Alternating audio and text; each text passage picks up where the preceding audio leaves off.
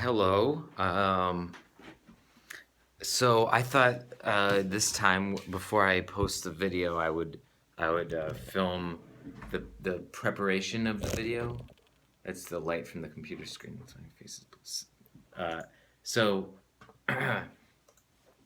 I'm going to break down the lyrics for a song. Just go through the lyrics, read them as if it were a poem. What's the word when you break down literature to its you know word by word kind of thing. Uh, there's a word for it. A word that I hate because I actually hate doing that. I'll think of it. But so I'm gonna print. I'm gonna go to Google. I'm gonna search "You Oughta Know" by Alanis Morrisette. I want you to know, like that one. Just to give you an inside look at what I do before I make a video, I do some research, and azlyrics.com is where I'm getting this from. So if it ends up being incorrect, the fault lies with azlyrics.com, not me. Copy, paste it into a Word document. Make it a font that pleases me, not Times New Roman. I thought Calibri was the new standard. Let's try.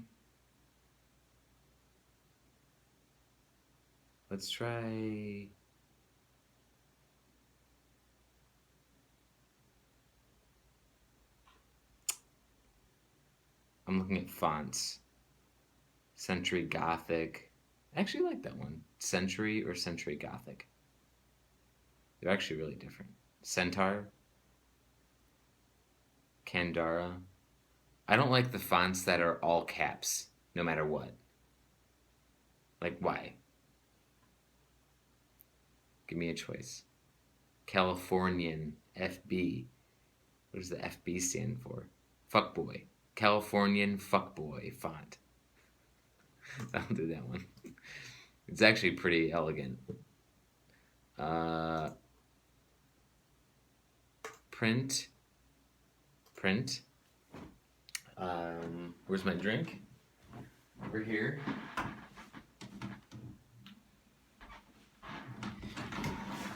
So yeah, I'm just gonna go through. I'm gonna read the lyrics.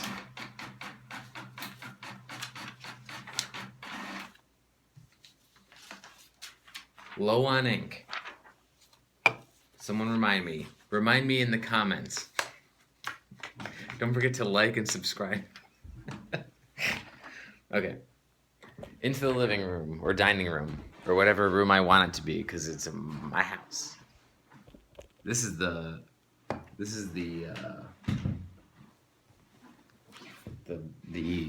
spirit room. That's what I'll call it. Should I dim the light?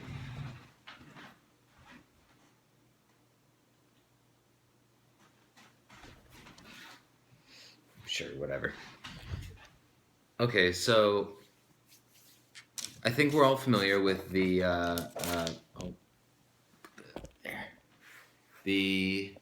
Alanis Morissette song "You Oughta Know." Probably the most popular single off of her crazy successful 90s record, Jagged Little Pill. I love it to death. It's hilarious, easy to make fun of, but also really good. You can't beat it. So it starts with, "I want you to know that I'm happy for you." I don't really know what to say about that line. Obviously, the song is sarcastic the whole way through, so, like, obviously she's not happy for You have to assume Alanis is the speaker of the song, right? She's probably talking about some boyfriend. And her boyfriend, ex-boyfriend probably, is the listener, or the audience rather. Second line, I wish nothing but the best for you both. Twist, he's with another woman. Um, and you know it's a woman because of later on. He didn't turn gay or realize he was gay. You don't turn gay. Uh, an older version of me, is she perverted like me? Okay, an older version of me. So this guy left Alanis for an older woman. Okay, how much older? Maybe Alanis is just being like really bitchy, you know, and she's only like a few years older, and Alanis is just like making a big deal out of that. Um, or maybe he really went for a cougar. Let's find out. Would she go down on you in a theater? This is where things get interesting. Would she go down on you in a theater? Um, this line, I like the line, but can we talk about theater fellatio for a second? I can't think of many circumstances where I would want to be blown, to receive head in a theater. Um, I would have some stipulations, some conditions. So we would have to be in the we everyone else that was in the theater would have to be in front of us. If anyone was sitting behind us, I wouldn't be comfortable with that because they would see it happening and they would do something about it most likely, and we would get kicked out, maybe arrested, and so we would have to be in the furthest back row. We would have to be the only people in that row, so we'd have to be behind everyone, and we would just have to be we would have to be behind everyone. No one could be on our row. Um, it would have to be a movie I didn't care about at all, which means which means we would have to know that it was going to happen before we went to the movie, because I wouldn't just go see a movie and pay the ticket price for a movie I didn't want to see unless I knew something else was going to happen. uh, and that kind of takes away the whole like spontaneous aspect of it. So that kind of sucks. Because like if I'm seeing, for example, a new Star Wars movie, like a brand new Star Wars movie, no, don't touch me. Do not touch me. At that moment, the movie itself, the screen is giving me fellatio. That's my pleasure. Trust me. I don't want to talk. I don't want to interact at all during that movie. Like, I'm sorry, but if you're the kind of person who thinks a new Star Wars is not greater than like a random BJ, then you got problems, man. Let's move on. And what theater are you really gonna do that in? Like, you're not gonna go to Crocker, Regal Cinemas, and do that there. I could see it happening at like the Cedar Lee, but just I don't know. Anyway, does she speak eloquently, and would she have your baby? I'm sure she'd make a really excellent mother. Uh, so I don't know. I don't know what to say about these lines. Does she speak eloquently? I feel like that line didn't really mean anything to Alanis herself, because it's not a bad line in and of itself, but I don't know. I feel like she's just, rhyming. I think she's just rhyming. Sure, she speaks eloquently, or she doesn't. Who gives a fuck? Like, next stanza. Cause the love that you gave that we made wasn't able to make it enough for you to be open wide. No.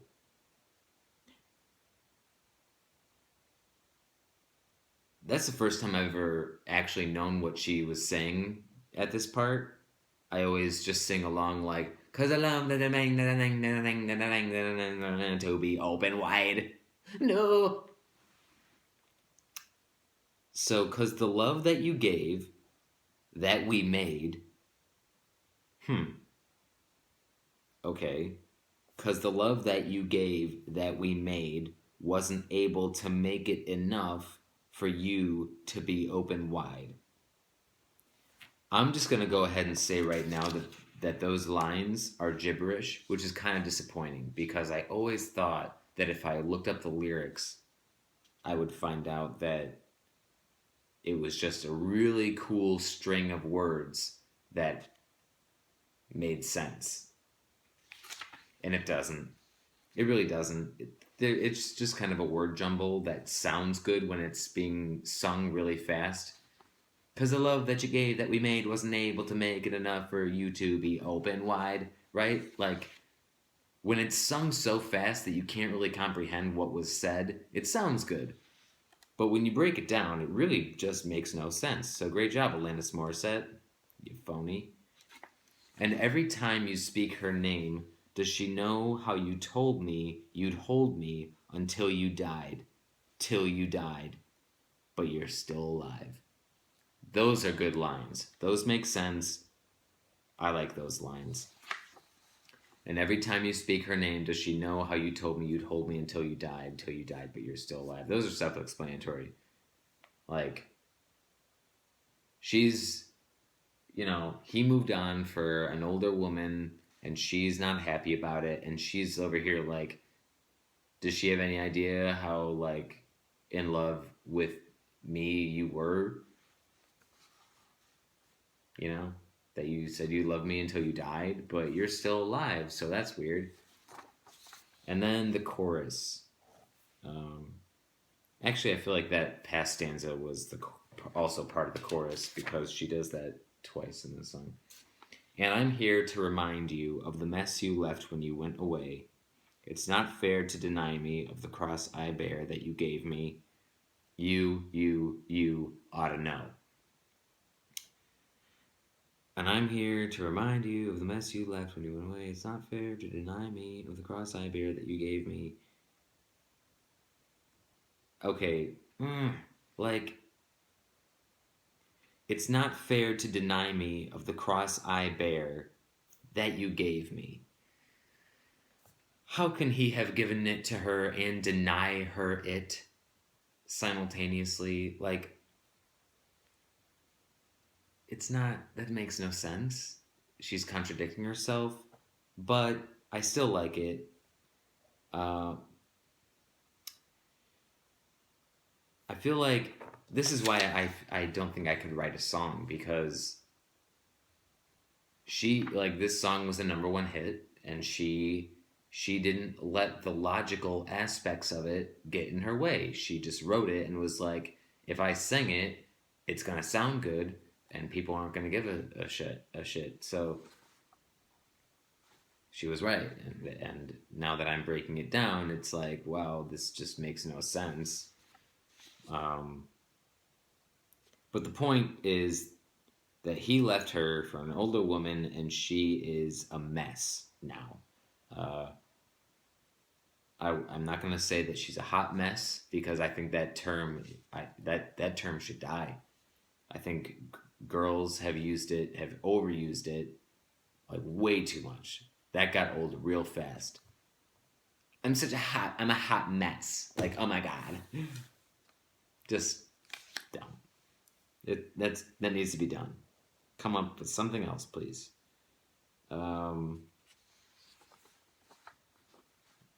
Doesn't even make sense.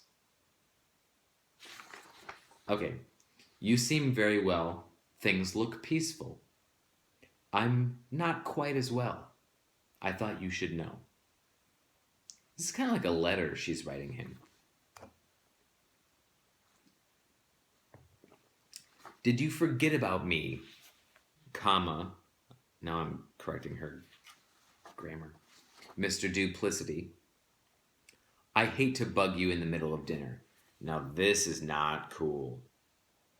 At this point, Alanis, or the speaker of this song, just became the enemy. Like, I hate to bug you in the middle of dinner. What? So she's now you have to assume that she's stalking him and interrupting them on a date at dinner. I hate to bug you in the middle of dinner, Mr. Duplicity. It was a slap in the face how quickly I was replaced. Are you thinking of me when you fuck her? Now, I think it's safe to assume that those two lines proceeding, I hate to bug you in the middle of dinner, are what she said when she bugged him in the middle of dinner. So she was like, yo, hey, here we are at fucking wherever, like Olive Garden. She goes up, real quick, she's like, hey, I hate to bug you in the middle of dinner. I just wanted you to know, or you ought to know, it was a slap in the face how quickly I was replaced. Are you thinking of me when you fuck her? Right? Because she's right there when she's asking this. That's not really cool. Like, I get it, but nowhere in the song does she even say that he cheated on her. Like, he broke up with her and found someone new, and she just can't handle it and is now stalking him and accosting him in the middle of dinner, in what I assume is a restaurant with people eating, trying to eat, saying things like, are you thinking of me when you fuck her? And then back to the chorus, because the love that you gave that we made wasn't able to make it enough for you to be open wide. If she said that in the middle of dinner, now she's just babbling, because as we said earlier, that's gibberish. Every time you speak her name, does she know how you told me you'd hold me until you died, but you're still alive? I'm here to remind you of the mess you left when you went away. Not fair to deny me the cross I bear that you gave me, you ought to know. Because the joke that you laid on the bed that was me, and is that? Yeah. Because the joke that you laid on the bed that was me, and I'm not gonna fade. As soon as you close your eyes and you know it, and every time I scratch my nails down someone else's back, I hope you feel it. Well, can you feel it? I'm gonna go ahead and say right now, those are my two favorite lines in the song. And every time I scratch my nails down someone else's back, I hope you feel it. That's just awesome. That's great writing. That's fucking awesome. I can't get over that. The preceding lines, because the joke that you laid on the bed, that was me, and I'm not gonna fade. So that second line, and I'm not gonna fade, that makes sense. Another way of, a poetic way of saying I'm not going anywhere. It makes sense, but it's also like, except you are though, because you're probably gonna get a restraining order. Because the joke that you laid on the bed, that was me. So I'm going to go ahead and say that that's a little more gibberish. That doesn't really make any sense. Because the joke that you laid on the bed, that was me. No.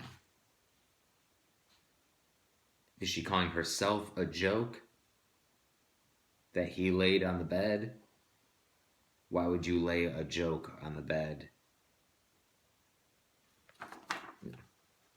Nope. Sorry, Alanis. As soon as you close your eyes and you know it. and I'm not gonna fade as soon as you close your eyes, and you know it. Now, all right, so she's fucking nuts. So she's basically saying, like, I know you're just gonna keep thinking of me, and he's obviously not. He's moved on. He's found someone older, probably someone way more mature. How old was Alanis Morissette when she? Oh, my phone's filming, so I can't check. I'm curious to know how old she was when she wrote this song. Like, this is a little nuts. Uh, and you have to imagine this is based off a personal experience. And then it finishes with the chorus. Well, I'm here to remind you of the mess you left when you went away. It's not fair to deny me of the cross I bear that you gave me. You ought to know. So that's it. That's Alanis Morissette's You Ought to Know. I now have a better understanding of this song, and I hope you do too. Alanis Morissette, or the speaker of this song, is totally crazy. It actually makes me a little concerned that this was an anthem for many women in the 90s, probably making them think that it was okay to give head during Star Wars and to stalk boyfriends, ex-boyfriends, once they moved on and found someone else. So I guess the 90s weren't all we thought they were. Except they were, though, because, like, Rugrats and, you know, others stuff.